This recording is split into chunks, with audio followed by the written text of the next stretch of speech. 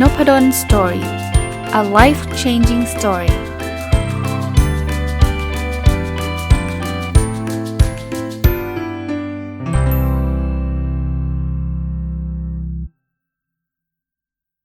วัสดีครับยินดีต้อนรับเข้าสู่นพดลสตอรี่พอดแคสต์นะครับอย่างที่ผมบอกนะครับสัปดาห์นี้ขออนุญาตมาอยู่กับหนังสือเล่มนี้เลยนะครับก็ผมว่ามันเป็นเรื่องดีๆแล้วมันเข้าบรรยากาศปีใหม่ส่วนบุ๊กรีวิวท่านไม่ต้องกลัวนะว่าอาจารย์นพดลเขาจะไม่รีวิวหนังสือแล้วหรอยังมีหลายเล่มที่อ่านจบรีวิวแน่นอนนะครับเรียงคิวมาแล้วนะครับแต่ขอว่าเป็นเรื่องแนวนี้ก่อนแล้วกันนะครับหนังสือ Getting Back to Happy ของคุณ Mark and Angel Chernoff นะวันนี้เอาบทหนึ่งมาฝากนะครับจะเป็นบทที่มีชื่อว่าสัญญาณที่จะบอกคุณว่าตอนนี้ถึงเวลาที่คุณจะต้องเปลี่ยนละหลายคนไม่รู้เนาะว่าตกลงเราทำแบบนี้แบบเดิมไปดีกว่าไหมหรือว่าเราควรจะต้องทำเรื่องใหม่ๆหรืออะไรเงี้ยมันมีสัญญาณอะไรบ้างที่บอกว่าสถานการณ์นี้เราน่าจะต้องทำการเปลี่ยนแปลงอะไรสักอย่างมันมี9ข้อนะ9ข้อแรกเนี่ยเมื่อคุณรู้สึกว่าความกลัวเนี่ยมันหยุดยั้งคุณไว้ผมพูดไว้หลากหลายตอนนะครับว่าจริงๆความกลัวมีประโยชน์เพราะว่าถ้าเราไม่กลัวอะไรเลยเนี่ยบางทีมันเกิดเหตุการณ์แย่ๆเกิดขึ้นนี่เราแย่เลยนะแต่ว่าหลายครั้งความกลัวมันมากไปอ่ะมันมากเกินเบอร์อ่ะมากเกินเบอร์แปลว่าบางอย่างมันไม่ต้องกลัวขนาดนั้นเช่นเราอยากจะทำเพจอย่างเงี้ยกลัวอะไรอ่ะคือเราทำเพจพังนี่มันเขาไม่ได้มายึดบ้านยึดรถเรานะเราทำเพจแล้วไม่มีคนอ่านนี่คือเขาไม่ได้ไล่เราออกจากที่ทำงานใช่ป่ะถ้าอย่างนั้นเนี่ยผมว่าลดความกลัวลงเพราะว่าบางทีที่เราไม่ได้ก้าวหน้าไปไหนเนี่ยเพราะว่ากลัวนู่นกลัวนี่เยอะเกินไปไงลองมาลิสต์ดูก็ได้นะสิ่งที่เราอยากทำอ่ะอยากทำพอดแคสต์มาตั้งนานแล้วฟังอาจารย์นพดลก็มาตั้ง1,000 กว่าตอนแล้วอยากทำแล้วทำไมไม่ทำกลัวคนไม่ฟังคนไม่ฟังแล้วยังไงต่อคนไม่ฟังแล้วเสียเงิน10 ล้านคนไม่ฟังแล้วจะถูกไล่ออกจากบ้านหรือยังไงอ่ะมันมีพอยต์ไหนที่จะทำให้เราแบบชีวิตเราแย่เลยถ้าคนไม่ฟังอ่ะถ้ามันไม่ใช่เลยบางทีเรากลัวไปเองอ่ะก็คนไม่ฟังก็ไม่ฟังนี่ก็บางทีทำแล้วมันไม่เวิร์กก็เลิกไงผมพูดแบบนี้นะบางคนอาจจะสงสัยนะว่าอาจารย์เคยไหมที่ทำแล้วไม่เวิร์กแล้วเลิกเพียบผมเคยทำไลฟ์ Facebook แล้วคนฟังก็มีหลักแบบตั้งแต่ประมาณ30จนถึง100กว่าคนน่ะไม่ได้เยอะนะต้องเรียกว่าไม่ได้เยอะแต่พอทำไปแล้วมันไม่ใช่ตัวตนมากเลยคืออย่างที่ผมบอกผมไม่ได้ว่าเป็นสิ่งไม่ดีนะทำ Facebook Live แต่ว่าผมต้องเตรียมตัวเยอะมากเช่นแต่งตัวก็ต้องใช่ละ Facebook Live คุณจะมาแบบเสื้อบอลวิ่งมาแล้วมาไลฟ์มันก็ดูตลกใช่ไหมกล้องเกิ้งมันต้องมีแล้วผมก็ไม่ได้ว่าลงทุนอะไรมากมายด้วย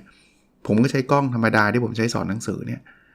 เวลานี่สำคัญมากไลฟ์นี่มันต้องเป็นเวลาเป๊ะๆมันไม่ใช่บอกว่าอยากจะไลฟ์เลยคือบางคนก็คงมีนะครับถ้าแฟนเพจเขามีคนเป็นแสนเป็นล้านน่ะอยากจะไลฟ์เมื่อไหร่ก็ไลฟ์ไปคนก็ตามดูเป็น100เป็นพันก็โอเคแต่มันต้องนัดไงแล้วผมอะพอนัดแล้วคราวนี้ยากละยกตัวอย่างนะผมคงต้องไลฟ์เสาร์อาทิตย์อยู่แล้วเพราะวันธรรมดานี่ทำงานพอบอกว่าวันเสาร์เช้าเจอกันนู่นนี่นั่นปุ๊บเสาร์เช้ามีคนเชิญสอนเฮ้ยยากอ่ะคือพอเชิญสอนก็เรานัดเขาไลฟ์แล้วเราก็ต้องบอกว่าไม่ว่างใช่ไหมแต่มันก็ดูเหตุผลน่าเกลียดเนาะไม่ว่างเพราะติด Facebook Live อะไรเงี้ยถึงแม้ว่าเขาเชิญสอนวันเสาร์จริงๆผมก็มีสิทธิ์จะปฏิเสธอยู่แล้วแหละแต่ก็รู้สึกว่าพอไลฟ์มันไม่ใช่มันไม่ flexible เนาะอันนี้ความเห็นส่วนตัวผมนะผมไม่ได้บอกว่าทุกคนไม่ควรไลฟ์นะแต่ผมก็เลยบอกว่าเนี่ยผมทำสักประมาณสัก 2-3 เดือนผมก็เลิกตอนนั้นไลฟ์ทุกสัปดาห์นะ 2-3 เดือนแล้วก็พอเราเวลามันไม่ได้นะมันก็เปลี่ยนไปเปลี่ยนมาเดี๋ยวก็เสาร์เช้าเดี๋ยวก็อาทิตย์เย็นเดี๋ยวก็อาทิตย์เที่ยงแบบมั่วซั่วไปหมดเนี่ยคนเขาก็ตามไม่ไหวอ่ะไม่เหมือนพอดแคสต์เนี่ยคุณไม่ว่างคุณก็ยังไม่ต้องอัดดิเพราะมันไม่ได้สดไงคุณอัดเฉพาะตอนที่คุณว่างไงนะก็อันแรกนะความกลัวผมเลยเถิดไปเยอะถ้าลองดูว่าความกลัวอะไรที่มันหยุดยั้งคุณไว้เนี่ยถ้ามันไม่ใช่ความกลัวที่น่ากลัวจริงๆ worst case scenario หรือเลวร้ายที่สุดเป็นยังไงคุณลองพิจารณาดูถ้ามันไม่ได้จริงๆไม่เห็นเป็นไรเลยก็ทำซะนะครับเปลี่ยนซะนะอันที่2เนาะสิ่งที่เป็นสัญญาณที่ทำให้รู้สึกว่าคุณน่าจะต้องเปลี่ยนแล้วก็คือตอนนี้คุณคิดลบอย่างเดียวเลย คือลองจับตัวเองนะถ้าเมื่อไหร่ก็ตามที่คุณนั่งแล้วคุณนั่งจะคิดไอ้นี่เลวมากไอ้นั่นแย่มากไอ้นั่นเฮงซวยไอ้นี่เฮงซวยคือคิดแบบนี้ปกติถ้ามันไม่ได้บ่อยนะมันเป็นเรื่องปกตินะครับไม่ใช่ว่าคนเรามันต้องคิดบวกอย่างเดียวไม่จริงเราคิดลบได้เราโกรธได้เราเกลียดได้เราหงุดหงิดได้แต่ไม่ใช่ all the time ไม่ใช่ตลอดเวลาถ้าคุณเริ่มจับสัญญาณได้ว่าเฮ้ยวันนี้ตั้งแต่ตื่นนอนจนถึงจะเข้านอนอยู่นี่ฉันไม่มีโมเมนต์ไหนเลยที่ฉันคิดบวกเลยนะฉันมีแต่แบบเลวแย่เลวแย่ถึงเวลาต้องเปลี่ยนแล้วครับถ้าเกิดอยู่กับแบบอารมณ์แบบนั้นนะคุณจะมีปัญหาทั้งสุขภาพจิตและสุขภาพกายสุขภาพจิตที่ไปก่อนแน่นอนเพราะคุณคิดแบบนี้คุณเครียดคุณไม่มีความสุขหรอกแล้วพอใจมันไม่สุขนะกายมันจะพังไปด้วยนะก็ถึงเวลาต้องเปลี่ยนนะถ้าเกิดคุณเอาแต่คิดลบอย่างเดียวอันที่3นะเมื่อคุณไม่ได้อยู่กับปัจจุบันคุณเวลาทำไมเขาบอกว่าที่เขาพูดเจริญสติเคยได้ยินไหมครับ mindfulness เนี่ยเขาจะดึงให้เรามาอยู่กับปัจจุบันตอนนี้เดี๋ยวนี้เพราะอะไรรู้ป่ะเพราะเวลาจิตใจเราไปอยู่ในอดีตเรามักจะมีคำว่าเสียดายเกิดขึ้นเราจะคิดถึงแต่เรื่องแบบตอนนั้นนะฉันน่าจะอย่างนี้ตอนนั้นนะฉันไม่ควรทำอย่างนั้นอย่างนี้มันจะมีอารมณ์แบบนั้นซึ่งคิดแบบนั้นไม่ได้ช่วยอะไรเพราะว่ามันผ่านมาแล้วถ้าใจเราไปอยู่ในอนาคตเนี่ยหลายครั้งมันจะมีความกังวลเกิดขึ้นกังวลว่ามันจะเกิดอะไรขึ้นคนนั้นเขาจะชอบเราไหมเราจะสอบผ่านไหมนู่นนี่นั่นอีกครั้งการคิดแบบนี้ไม่ได้ผิดปกติผมไม่เคยเห็นมนุษย์คนไหนจะอยู่ในปัจจุบันได้ 100% มันผมก็ไม่รู้นะอาจจะมีก็ได้นะแต่ผมทำไม่ได้ผมก็ต้องมีคิดถึงอดีตแล้วคิดถึงอนาคตเป็นปกติแล้วจริงๆเอาความเห็นส่วนตัวผมนะการคิดถึงสิ่งที่เกิดขึ้นในอดีตเนี่ยมันก็ไม่ได้แปลว่ามันจะต้องเสียดายอย่างเดียวนะบางทีมันก็มีเรื่องดีๆในอดีตที่เราคิดแล้วเราอมยิ้มก็มีใช่การคิดถึงอนาคตก็ไม่ได้แปลว่าต้องเป็นเรื่องกังวลอย่างเดียวนะบางทีเราคิดถึงอนาคตแล้วเราก็รู้สึกว่ามันเป็นความหวังเรากำลังรอคอยบางอย่างที่มันกำลังจะเกิดขึ้นจิตใจเราก็ดีใช่แต่ว่าถ้าเราเริ่มคิดถึงอนาคตแล้วมันก็เอียงไปทางเรื่องของความกังวลเราคิดถึงอดีตเราก็เอียงไปเรื่องของความเสียดายซะเยอะกลับมาปัจจุบันบ้างนะครับตอนนี้ทำอะไรอยู่อัดพอดแคสต์อยู่ฟังพอดแคสต์อยู่กับปัจจุบันชีวิตก็จะสดใสขึ้นก็อย่างที่บอกนะครับคิดได้แต่ว่าถ้ามันเยอะไปอ่ะเราอาจจะต้องเปลี่ยนแปลงตัวเองนะครับข้อที่4เนาะสัญญาณที่ทำให้เราต้องคิดว่าถึงเวลาต้องเปลี่ยนแปลงแล้วคือการที่คุณพยายามจะกดดันตัวเองให้เป็นใครบางคนที่ไม่ใช่ตัวคุณที่ไม่ใช่ตัวคุณเลยคุณกำลังจะทำตัว extrovert ทั้งนั้นที่คุณเป็น introvert extrovert ก็คือคนชอบปาร์ตี้ชอบสังคมชอบคนเยอะๆในขณะที่จริงๆแล้วเนื้อในจริงๆคุณเป็นคนชอบความสงบคุณชอบอ่านหนังสืออยู่บ้านเลี้ยงสุนัขอะไรเงี้ยแล้วบางคนบอกอาจารย์เขาชอบอย่างนั้นทำไมเขาออกไปปาร์ตี้อ่ะเพราะคุณอาจจะมีค่านิยมบางอย่างว่าต้องทำตามสังคมอยากจะเจริญเติบโตตามหน้าที่การงานก็มีความรู้สึกว่าเราก็คงต้องไปเฮฮาปาร์ตี้กับคนอื่นเป็นครั้งเป็นคราวไปเถอะครับเพื่อการงานผมก็ไม่ได้ว่าผมไม่ได้บอกว่าคุณ introvert ห้ามไปปาร์ตี้เลยนะถ้าไปปาร์ตี้แปลว่าคุณทรยศของความเป็น introvert ไม่ใช่ไปเลยไปบ้านจริงๆดีซะอีกไปเจอคนบ้างจะได้พูดคุยกันจะได้อะไรกันแต่ไม่ใช่ไปมันทุกวันทั้งนี่จริงๆฉันโคตรเกลียดเลยแต่ฉันจะต้องเป็นคนนั้นให้ได้ฉันจะมีไอดอลของฉันวันนึงฉันจะต้องเป็น extrovert ให้ได้คุณทำแบบนั้นนะไม่ใช่ตัวตนคุณเนี่ยคุณทำแล้วคุณก็ทุกข์เปลี่ยนแปลงเถอะถ้ามันไม่ใช่อ่ะนะครับงานเหมือนกันนะถ้างานนึงทำมันแน่นอนงานมันหายากลองทำดูก่อนลุยแต่ทำถึงจุดนึงนะถ้ามันไม่ใช่จริงๆเปลี่ยนเถอะเพราะว่าคุณทำแบบนั้นคุณไปไม่รอดหรอกคุณก็ทุกข์ไปตลอดสัญญาณอันถัดมาอันที่5นะคือคุณรู้สึกว่าคุณตอนนี้คุณกำลังต้องแข่งขันกับทุกคนเลยใครมีความรู้สึกแบบนี้จะเป็นความรู้สึกที่เหนื่อยแล้วเครียดตลอดเวลามีนะครับ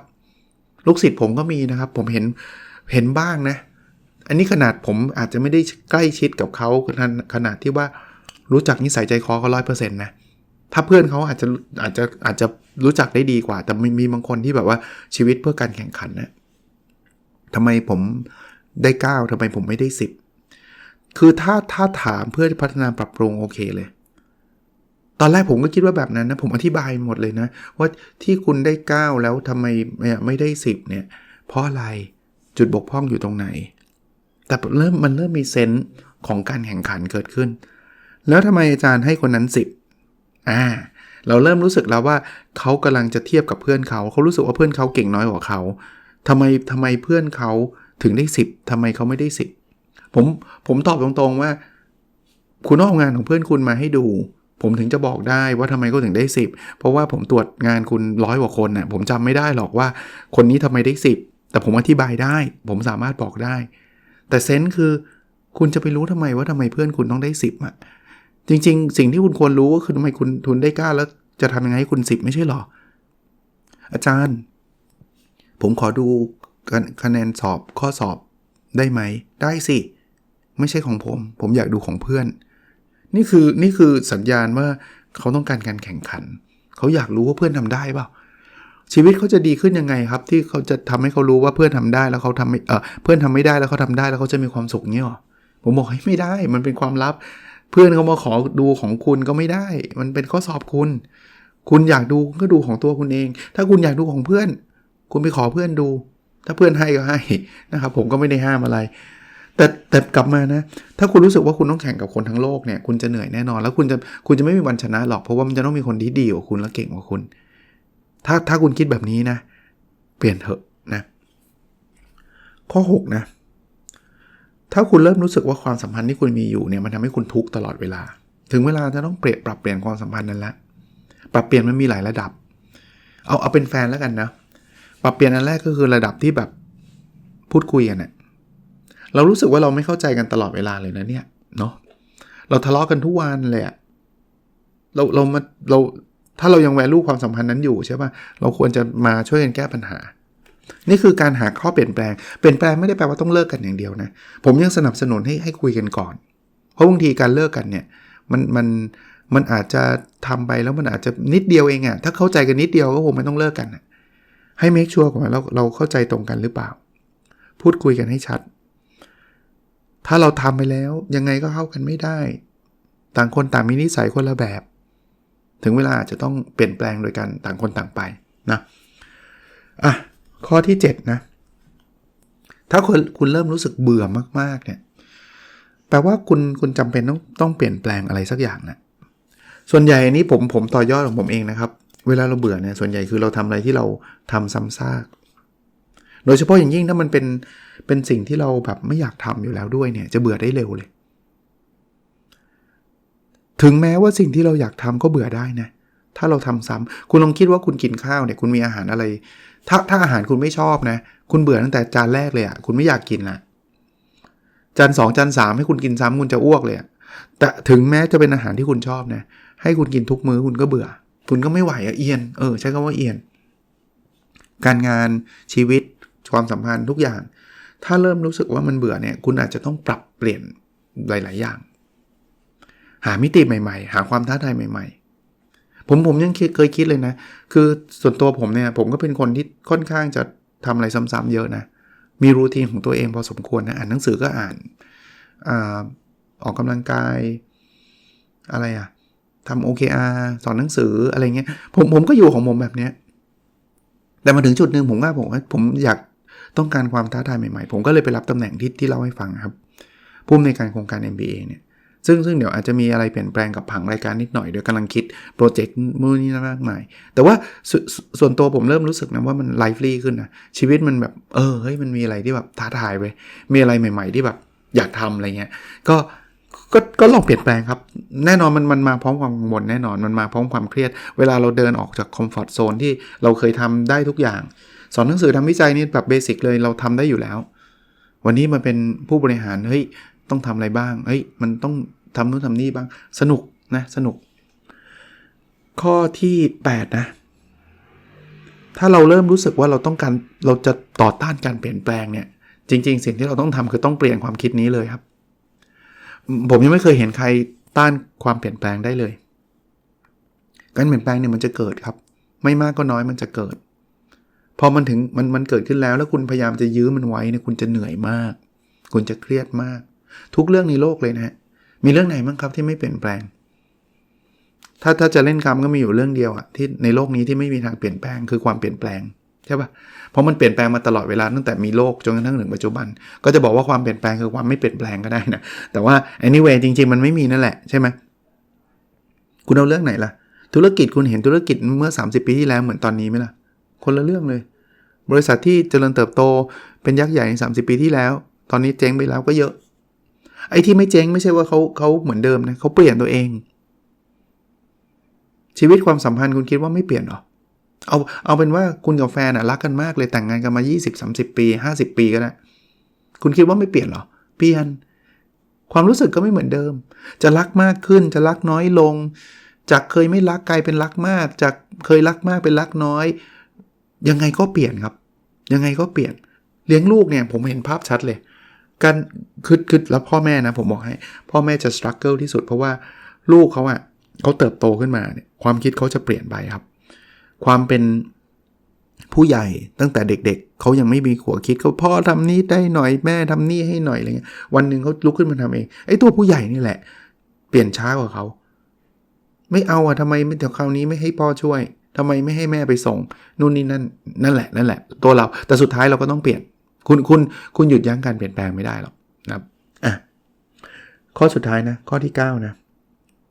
ถ้าคุณเริ่มพบว่าคุณโดนบงการชีวิตจากผู้อื่นมากเกินไปเนี่ยถึงเวลาที่คุณจะต้องเปลี่ยนแปลงแล้วอย่างเมื่อกี้ยกตัวอย่างพ่อแม่ลูกเนี่ยก็จะมีพ่อแม่ที่เขาเรียกว่าเป็นเฮลิคอปเตอร์พาเรนต์เคยได้ยินไหมเฮลิคอปเตอร์พาเรนต์ก็คือคุณพ่อคุณแม่ที่ทำตัวเหมือนเฮลิคอปเตอร์คือจะไปบินวนอยู่มองลูกตลอดเวลาซึ่งเหตุผลของคุณพ่อคุณแม่ประเภทนี้ก็คือว่าฉันเป็นห่วงลูกฉันจะต้องทำในสิ่งที่มันควรจะดีควรจะเป็นรู้ไหมอย่างแรกนะคุณสร้างความเครียดให้กับลูกทันทีเพราะว่าลูกทำอะไรไม่ได้เลยทำเสร็จปุ๊บไม่ได้อันนั้นไม่ได้อันนี้พ่อคิดว่าไม่เหมาะเลือกทางเดินให้ลูกหมด 100% ลูกจะต้องเข้าเรียนหมอลูกจะต้องเรียนวิศวะลูกจะต้องเรียนอะไรก็แล้วแต่พาร์ทเป็นแบบนี้นะจบแล้วปุ๊บ3 ปีต้องแต่งงานต้องโอ้โหคุณคิดว่าลูกแฮปปี้ไหมโอ้ยดีใจจังเลยเขาบางคนอาจจะบอกนะบอกว่าโอ้ยอาจารย์ลูกผมแฮปปี้มีความสุขเขาแฮปปี้เลยเนี่ยที่ผมเลือกให้เขาอะไรเงี้ยแน่ใจได้ไงครับสิ่งที่เขาพูดกับคุณเนี่ยมันอาจจะไม่ได้เป็นสิ่งที่เขาคิดอยู่ในใจก็ได้เพียงแต่ว่าเขารักคุณมากเขาไม่อยากทำให้คุณผิดหวังแต่สิ่งที่เกิดขึ้นกับชีวิตเขาคือเขาทรมานนะเขาอึดอัดนะแต่เขาไม่สามารถพูดบางครอบครัวเขาไม่สามารถพูดกับคุณได้ว่าพ่อแม่ปล่อยผมเถอะขอผมตัดสินใจเองเถอะขอผมมีชีวิตอยู่ด้วยตัวเองเถอะบางทีเนี่ยเราไปใกล้ชิดแล้วเราก็ไปยึดติดกับเขามากเนี่ยแล้วเอาความรักเป็นเหมือนกับเป็นจะใช้คำว่าอะไรดีล่ะเป็นประเด็นน่ะที่บอกว่าฉันทำเพราะฉันรักเธอมากเพราะฉะนั้นเนี่ยเธอต้องทำอย่างที่ฉันคิดน่ะเหมือนคล้ายๆแบบเนี้ยลูกที่พ่อให้ลูกเรียนหมอเนี่ยเป็นเพราะว่าพ่อกับแม่รักลูกมากนะมันเหมือนเอาความรักเป็นตัวประกันน่ะลูกก็แบบเฮ้ยไม่อยากเรียนหมอว่ะแต่แบบพ่อแม่เราแม่งรักเราขนาดนี้เลี้ยงดูเรามาขนาดนี้เราต้องทดแทนบุญคุณพ่อแม่ว่ะเพราะฉะนั้นเนี่ยฉันต้องเรียนว่ะแล้วเขาก็เรียนแบบทุกระทมแต่เขาไม่สามารถมาบอกพ่อแม่ได้ว่าพ่อแม่รู้ไหมว่าชีวิตเขาทุกข์มากเพราะว่าเขาเรียนหมออย่างที่พ่อแม่ฝันไว้เนี่ยเขาไม่ได้อยากเรียนเขาไม่พูดหรอกคือถ้าเกิดคนจะพูดแบบนี้เขาจะไม่เล่นแต่ต้นแล้วแต่หลายคนเนี่ยเขาก็รักพ่อแม่ไงเขาอยากให้พ่อแม่มีความสุขอุ้ยคนนี้พ่อแม่ก็เอาไปโม้กับลูกกับเพื่อนเนี่ยวูดลูกฉันเก่งไม่เรียนหมอกลายเป็นความภูมิใจพ่อแม่เลยไอ้ลูกก็ขมอยู่ในใจเนี่ยเราถามตัวดีๆนะถามตัวเองดีๆว่าเราอยากให้ลูกมีความสุขแบบนี้หรอหรือมีความทุกข์แบบนี้หรอเนาะผมไม่สามารถจัดใครแล้วเน้นนิดนึงนะผมไม่ได้ against ความเป็นหมอใดๆนะทำไมอาจารย์ชอบพูดถึงเรื่องอยากให้ลูกเป็นหมอจังทำไมไม่อยากให้ลูกเป็น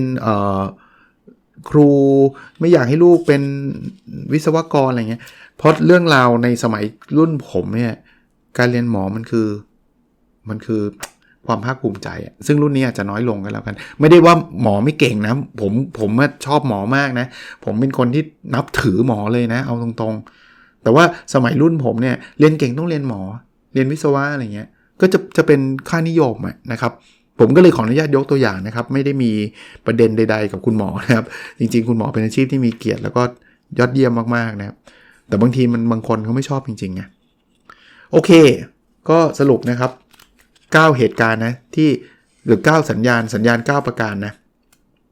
ที่จะบอกว่าถึงเวลาที่คุณต้องเปลี่ยนแล้วอัน1ความกลัวมันหยุดยั้งคุณไว้อันที่2 คุณคิดลบตลอดเวลาอันที่3ใจคุณไม่อยู่กับปัจจุบันคุณอยู่อดีตกับอนาคตตลอดอันที่4คุณพยายามจะเป็นคนอื่นที่ไม่ใช่ตัวตนคุณอันที่5คุณพยายามจะแข่งกับทุกคนในโลกนี้อันที่6ความสัมพันธ์ของคุณมันเริ่มแบบท็อกซิกเริ่มเป็นพิษอันที่7คุณเบื่อมากอันที่8คุณพยายามต่อต้านการเปลี่ยนแปลงและอันที่9นะมีคนพยายามบงการชีวิตคุณตลอดเวลานะครับก็ลองไปพิจารณาดูนะฟังดูแล้วไม่เห็นจะเวิร์กเลยวะก็อย่าไม่ต้องเชื่อนะครับเอาสิ่งที่มันเวิร์กสำหรับตัวคุณนะถ้าฟังแล้วมันเวิร์กก็ดีใจด้วยนะครับโอเคครับแล้วเราพบกันในสดถัดไปนะครับสวัสดีครับ